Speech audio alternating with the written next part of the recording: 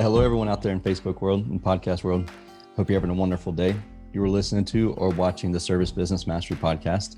I'm your host, Tersh Blissett. If you've been watching closely, you may have noticed that we've had a new co-host on the show, and we haven't formally introduced him and given like a background on who he is, where he came from, what he's doing, that type of stuff. So we thought today would be a great day to actually share that information with you and actually give a little background on Josh and officially welcome him to the show. With that being said, welcome to the show, Josh.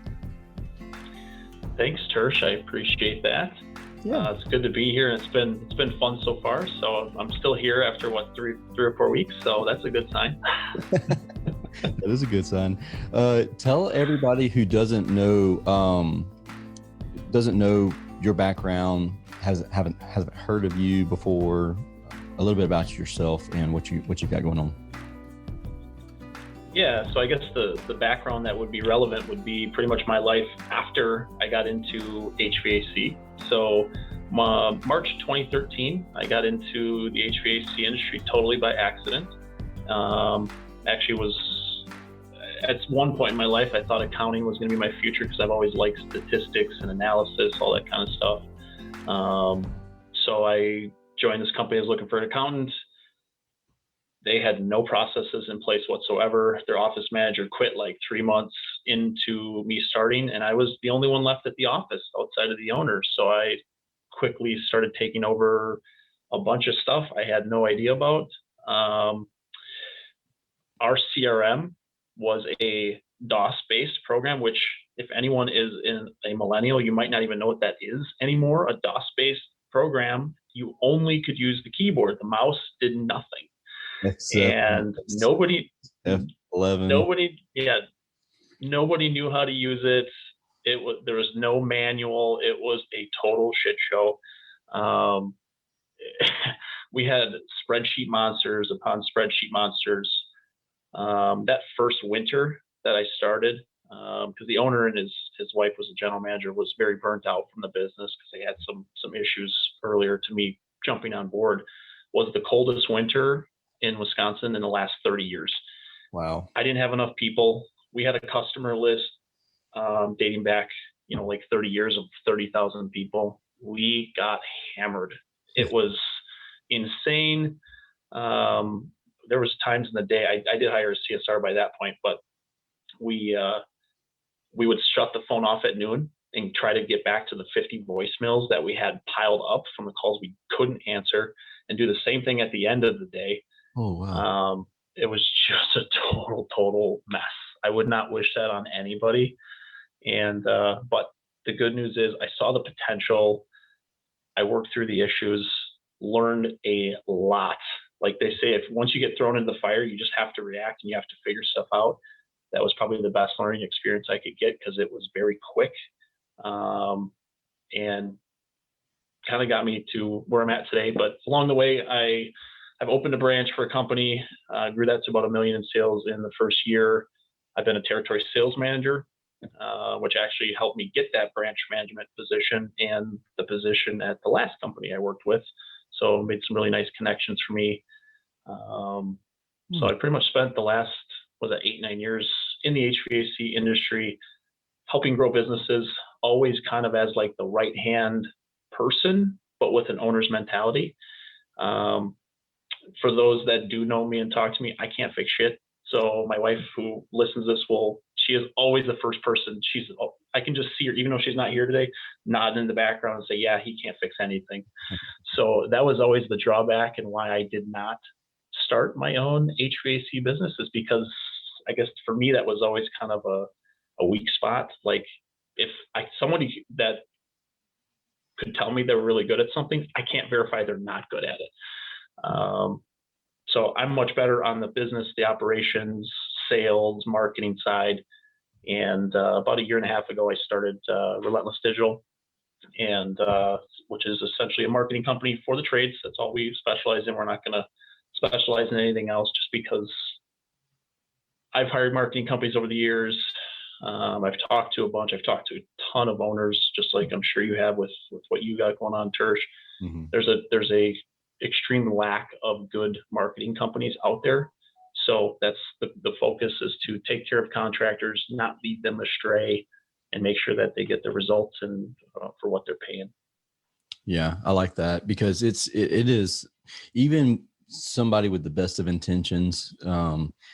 If you get to where you're doing too much in the field, you spread yourself too thin, it's really easy for people to get left behind and really not catch everything that you should be catching whenever it comes to servicing your clients the best that you possibly can. And when you got into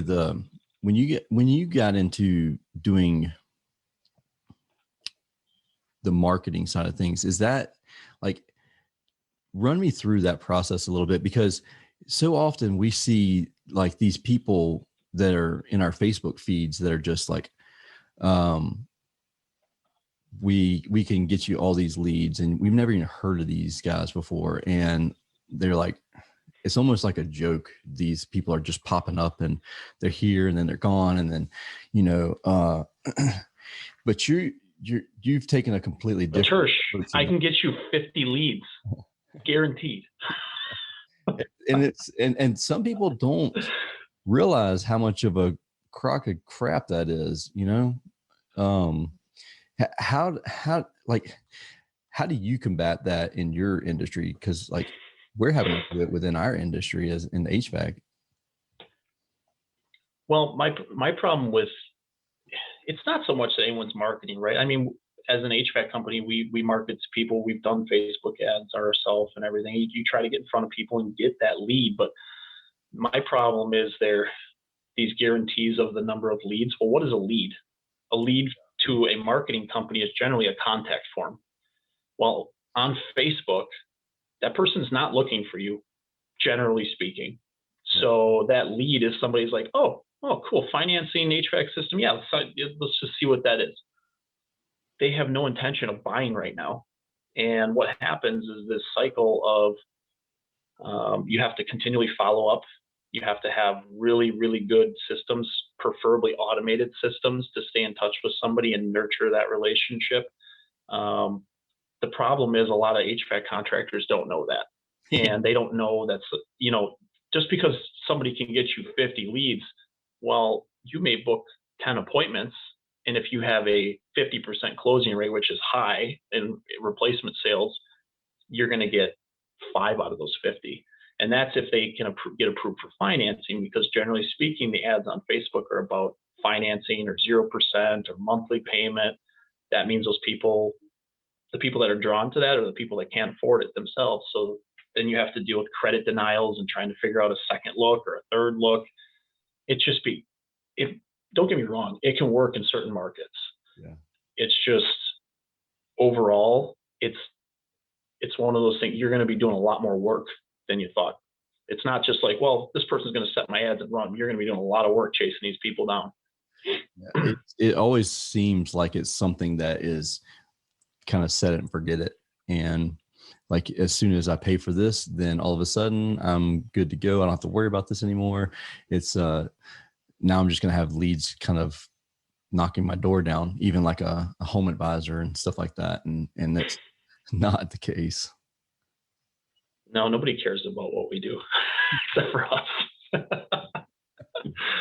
So I mean, yeah.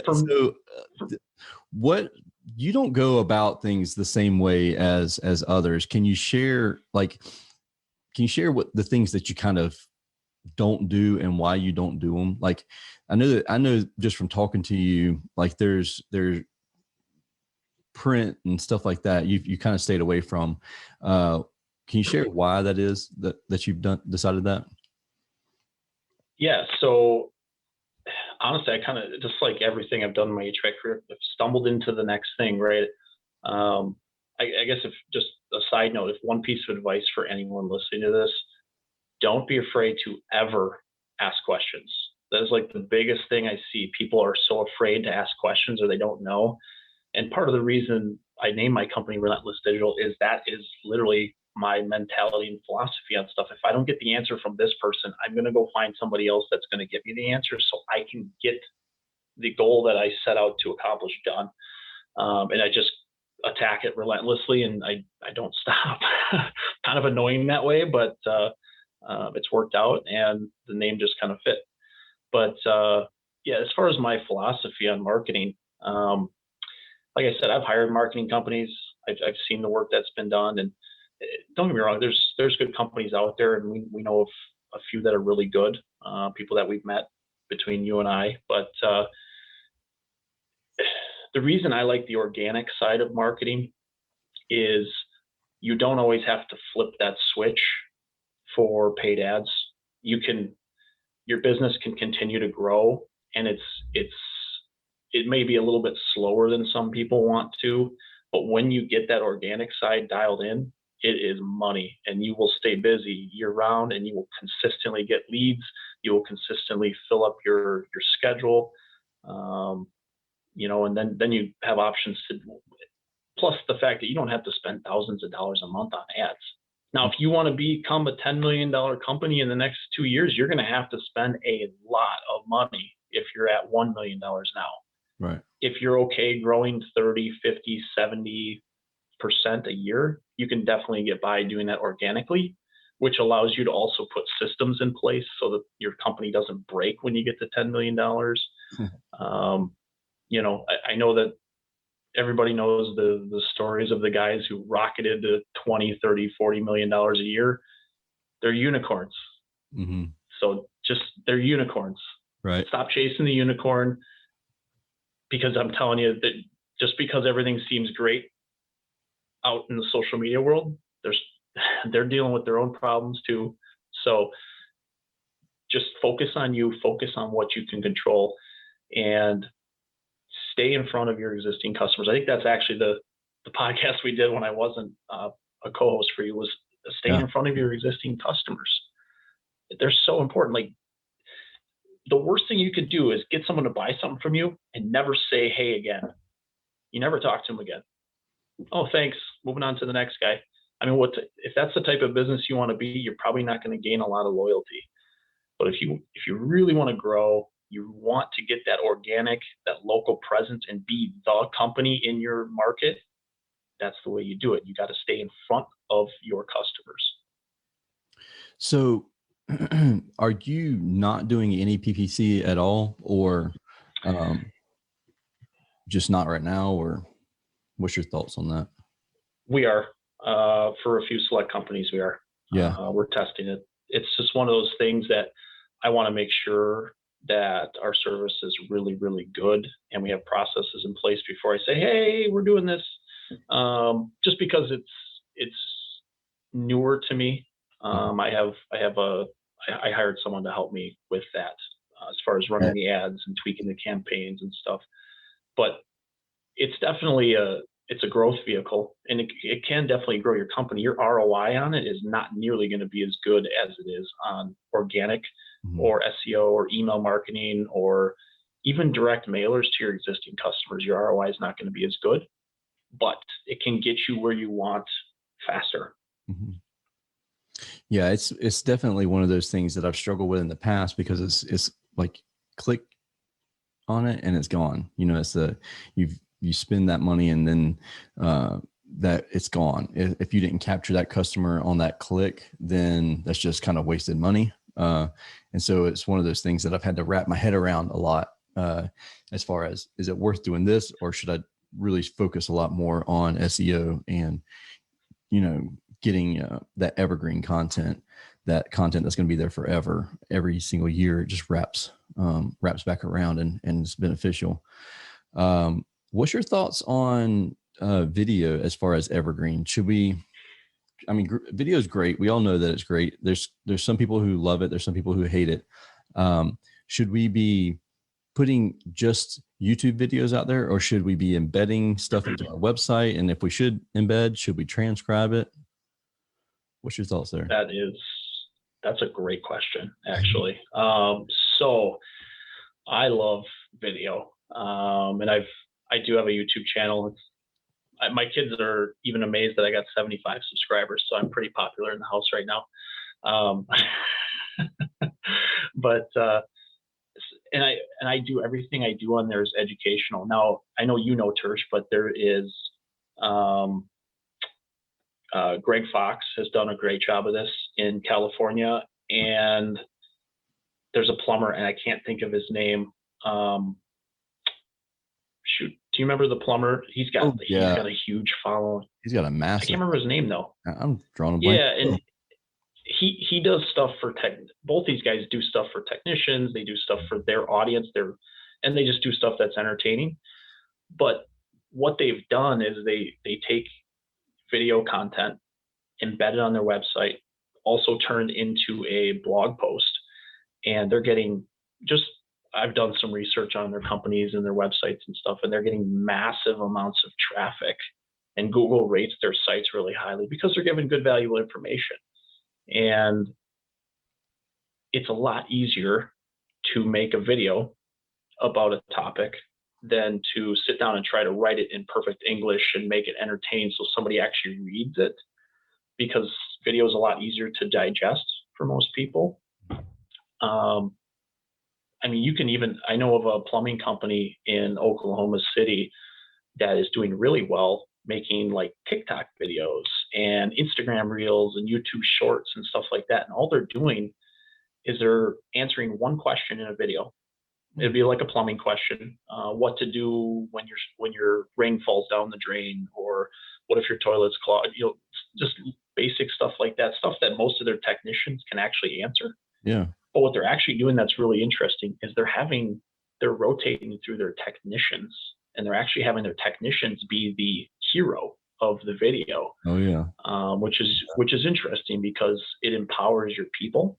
Mm-hmm. Can also bring that culture, and then now you get your people starting to think about, oh, this would be a great video, and they start coming up with ideas while they're on site or whatever. Obviously, it still needs to be run through you or the owner of the company, but you get them empowered to the point where they're starting to create content for you, and now all of a sudden your marketing just becomes an engine that doesn't stop. But video I love video. I think the videos I love the most. I was doing a website for a garage door company, and this guy, he took a time-lapse video of him working or installing a garage door. Mm-hmm. And I didn't even know we had this video. My wife put this together and helped him put on the site. I was looking through his site, just kind of doing some fine-tuning, and I stopped and watched the whole thing. I'm like, well, this is really interesting. And I was thinking about that for HVAC, like AC cleanings, where you're taking everything apart and you're using the foam spray and the cleaner and everything. It's just people don't know what you guys do. So videos like that, or videos what you guys do during an install, really interesting stuff. You may not think it's interesting because you and your guys do it every day, but homeowners are like, wow, this is cool. Yeah. Like, I have no idea they do all this stuff. I had no idea that all these different things were, what does it look like when the furnace isn't there or the air handler is not there?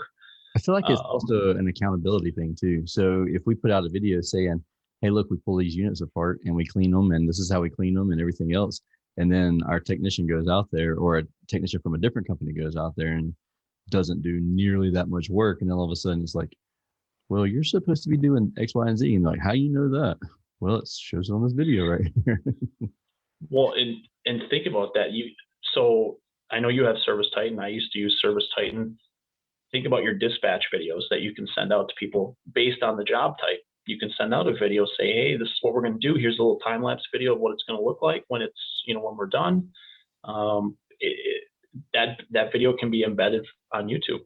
Yeah. And again, you're getting more people to your YouTube channel, or you can even better embed the YouTube video on your website, direct people to your website, so Google constantly sees people going to your website. But there's so much you can do, and I get it. This is overwhelming. Like, this is a lot of information for people, but the biggest thing is to start making videos. Yeah.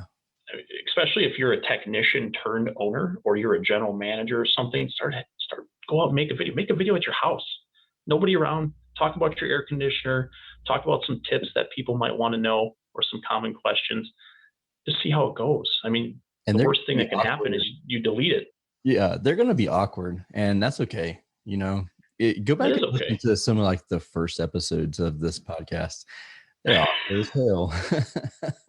And it is what it is. Just you progress and you move along, and or you don't progress and you sound the same. Either way, maybe you just come out, guns blazing, and you're just amazing right off the start. So, but you'll never know until you start. You try, and you may find that you really enjoy the editing portion of it, and it may just be like a new like little niche or thing that you do for fun on the weekends, type thing. And are you talking about yourself right now?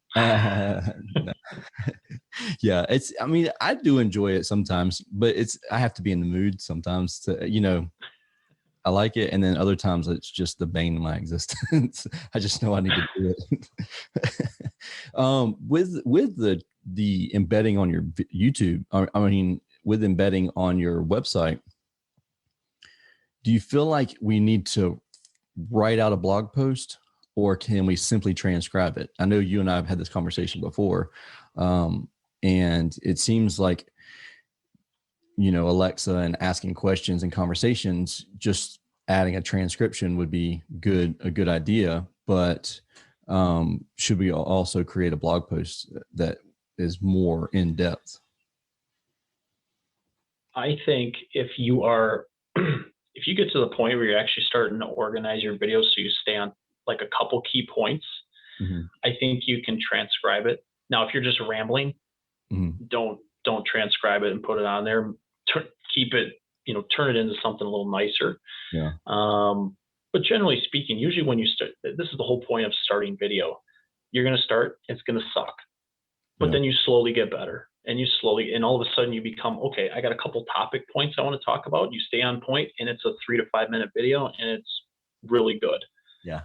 And then you can transcribe that, maybe clean it up a little bit, clean up the ums and the ahs and some of the other stuff that gets, in normal speech, clean that stuff up. But yeah, I mean, I don't think there's a reason where you have to take that and totally rewrite it into some other blog post, because of the way people speak, especially if you ask a question and answer that question in a video, the way people ask it on Google, or the way they're going to ask Alexa or Amazon or Google Assistant or whatever device you have.